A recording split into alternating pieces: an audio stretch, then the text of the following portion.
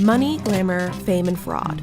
This is the story of how Africa's richest woman went from being worth $3.5 billion to nothing.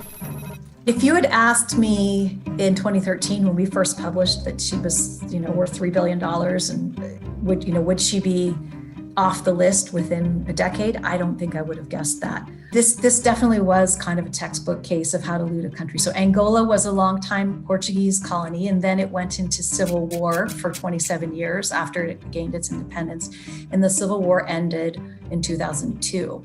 And so it was kind of, this very, a country full of strife and also a very oil-rich country. So there was money flowing in from all the oil exports. Some of the money made its way into the pockets of people high up in the government. Her father was the president of Angola for almost 40 years. And so, his word was law, essentially, right? But there was a new mobile phone company starting in 2000, and lo and behold, Isabel dos Santos has 25% stake in this new mobile phone network, right?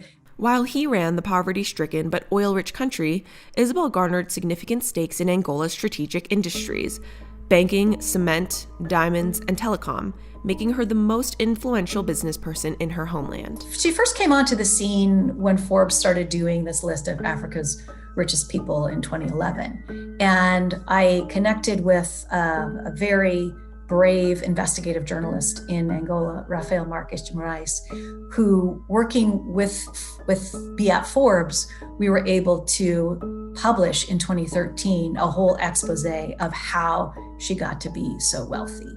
And Rafael had gotten the documentation showing that she got this stake in the mobile phone company, that she had the stake in the diamond company, that she had, cement, how she got these stakes and all these companies. So we published this in 2013, and Forbes said, this is the richest woman in Africa.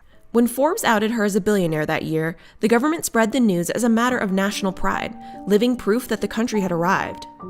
Isabel was not shy about her wealth. She went to events with international celebrities. She's reported to have a home on a private island in Dubai, another residence in London, and a $35 million yacht.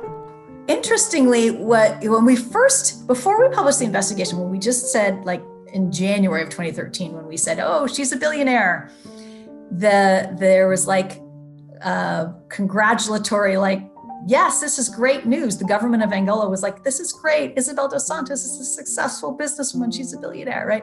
Wrong. Shortly after being pronounced a billionaire, Forbes reported on just how Isabel acquired her assets.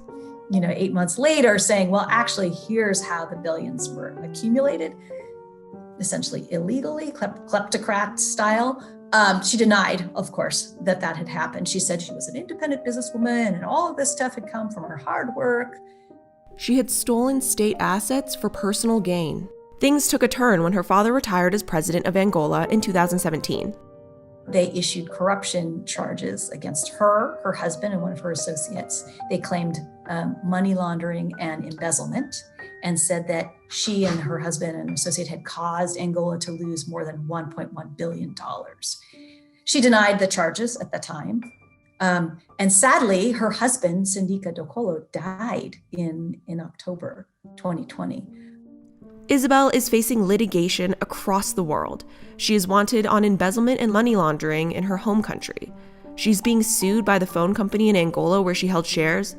Portuguese courts froze her telecom investment assets. Forbes has taken her off the billionaires list.